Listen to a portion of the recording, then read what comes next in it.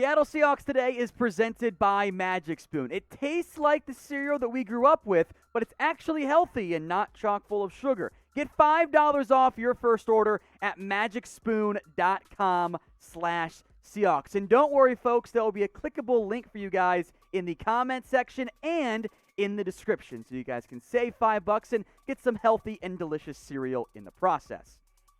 Let's start with some roster battles here for the Seattle Seahawks. That is at the defensive tackle spot. I am curious here, as we're going through the top 5 for me, what this rotation will look like. Now, Poona Ford, I think pretty unquestionably, is going to be the lead guy. He's going to be the number 1 defensive tackle with Jarran Reed off the roster and no longer a factor from that perspective. And I do want to see more growth out of him as a pass rusher. I'm a big Poona Ford fan. I always have been. I thought for sure he should have been drafted, and he's been a good player in his time as a member of the Seattle Seahawks. I just want to see more pass rush, but regardless, you feel good about one of those top 2 guys on the defensive line. I wonder if LJ Collier can emerge as the second guy. Now, his growth from 2019 to 2020 was, frankly, almost infinite because there was really nowhere else to go but up from that perspective. However, you're still open for a little bit more out of him. If he can establish himself as a full-time defensive tackle, being more of a current kind of 5-technique, 3-technique hybrid in his time in Seattle, that'd be a big deal for the Seahawks. They also brought back Al Woods, who opted out of the 2020 campaign, but is in stint number 2, more or less, or multiple stints, whatever it is, for Seattle. And big body, offers some run-stopping capability there. Maybe you see some run-stopping packages with both Al Woods and Poona Ford out there, but I don't trust him much on pass-rushing downs, and that's the area I want to find some more help, even if they kick in Kerry Hyder, for example, into some 3-tech opportunities. Now, Rasheem Green, meanwhile, has kind of gone in the wrong direction. As LJ Collier played more last year, Rasheem Green played less. He's shown some flashes, fits that same, it's kind of a 5-technique, kind of an inside guy. I want to believe in Rasheem Green. I don't know, however, if we've seen enough out of him at this point to fully trust him. Overall, I think defensive tackle is a spot where Seattle could add some more competition. Now, Cedric Lattimore, Brian Monet, some more run-stopper focus types there. Maybe Virginia Tech DT rookie Gerard Hewitt can be the next 5-tech or next UDFA who ends up sticking around for an extended period of time. That's been a good trend of late for Seattle. And the wild card, of course, is Robert Nkemdiche. Can he emerge as a piece with all that talent? They made him a first-round pick and, frankly, slid because of off-the-field conservative just sabotage his NFL career so far. Maybe. I think defensive tackle, definitely an area to watch as we get closer into training camp and get through it, of course, into the preseason. So what do you guys think? I got 4 more spots I'm going to go through here. But what do you think? What is the top training camp battle for Seattle this year? Get your votes in for me right now in the comments section. We'll get back to my other ones. Before that, though, as a reminder, folks, look, Magic Spoon is fantastic. It is healthy for you. It is high in protein. 13 grams of protein in almost all their boxes. 14 if you're a peanut butter fiend like me. Much higher than the other leading brands. It's also low in carbs. 4 net grams of carbs. And oh, by the way, despite there being 0 sugar, it's actually delicious. It tastes just like the super high sugary cereal that we grew up with, but there's actually none in it. Don't take my word for it. Go get a box or 4 of it at magicspoon.com/Seahawks. Let's head now to the tight end position. Now, Gerald Everett, he is the lead tight end. I think that is going to be the case, but I don't think it's guaranteed, despite what his contract might say. I think Will Dissly and Colby Parkinson are going to battle, at least between themselves at minimum, for a key role. I am on the record of saying this. This is going to be a breakout year for Gerald Everett. Last year, statistically, beyond touchdowns really, his best year ever. And that was only 41 grabs for 417 yards. He can get to 500 yards, I think, fairly easily with some familiarity with his now OC, Shane Waldron, coming over from the Rams as well. I think Everett's in a great position. I'm also very intrigued by what happens with Colby Parkinson. There is a role on any team for a 6'7" guy who can catch passes in the end zone and in the red zone. Does he become a full-time starter, or at least the number 2 tight end? Can he beat out Will Dissly? I'm not sure on that one. When healthy, Will Dissly has proven me wrong and shown he can be a full-time starting tight end. The problem is, well, he hasn't been that healthy. That's been a core issue for Seattle and for Will Dissly. So what do you guys think? Who is going to end up being tight end 1 for this team entering and through the 2021 season? Type your votes for me in the comment section.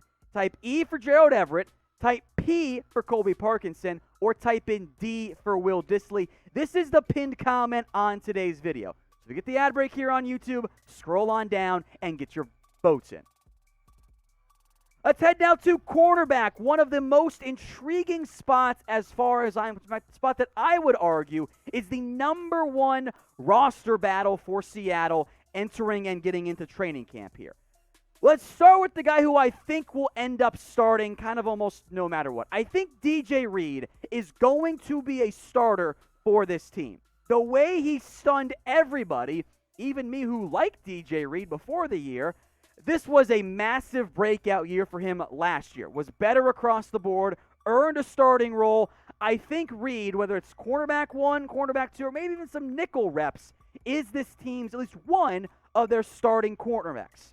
Now, the rest of the battle between Ahkello Witherspoon, Pierre Desir, Trey Flowers, Trey Brown, Demarius Randall for the outside cornerback rotation is completely up in the air. I believe the favorite right now, and I could be wrong, and of course it's a whole battle to get through, right, is Ahkello Witherspoon, who Seattle brought over from the San Francisco 49ers this offseason and very much fits what Seattle has historically preferred in their cornerbacks. He's long and lanky, and he was good last year in an 11-game sample size for the 49ers. Now, he's been inconsistent, so there's some boom or bust there, but I think Witherspoon, his peak and what he was last year, is better than probably his top competition, namely Trey Flowers, who, as I've said before, I am unconvinced is even guaranteed a roster spot with the way his contract is set up. So because of that, Flowers, who has shown promise before, has never really been the most consistent corner. So I've got the edge to Witherspoon over Flowers right now, but that doesn't mean that either one is guaranteed to start. I think in an ideal, perfect world for Seattle, Trey Brown comes out of nowhere and emerges as the second best corner on this team. Now, he fits more of the DJ Reed mold. He's built like a nickel, but is probably going to play some outside corner. At least that's the goal to start for Seattle. So will he be a true starter on the outside immediately?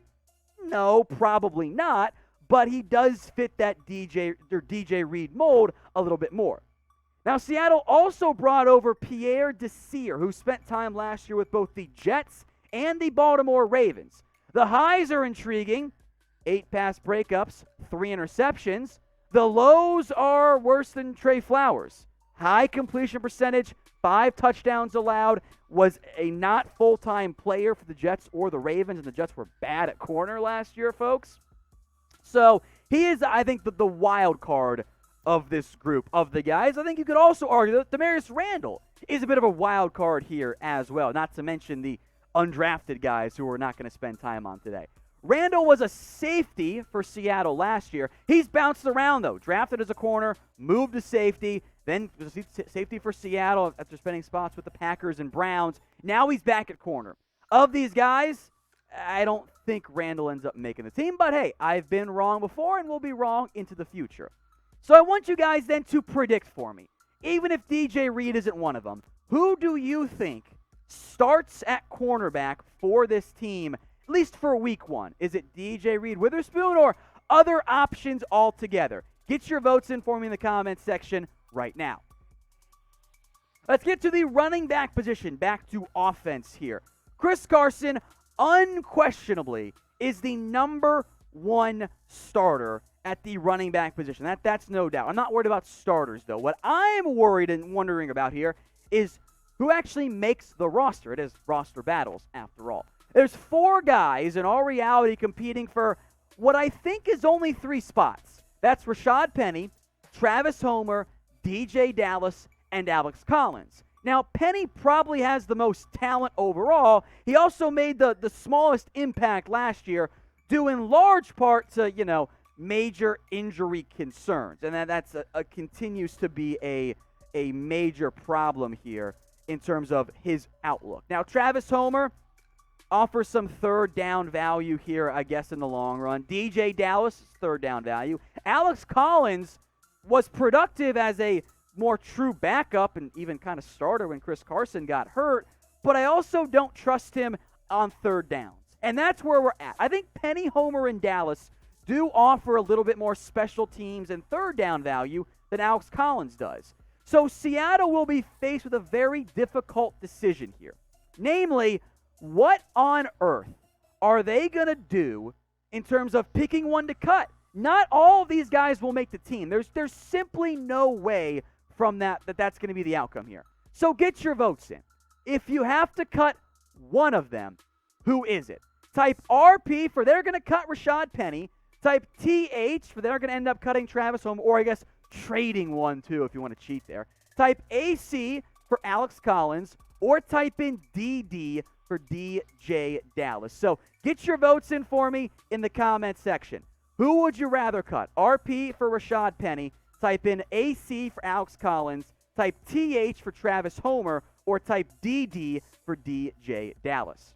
If you guys want even more Seahawks training camp updates and previews and just videos on the Seahawks in general, hit that big red button and subscribe. We've got videos coming out almost every single day, so if you want more coverage, all you got to do, hit that big red button right now.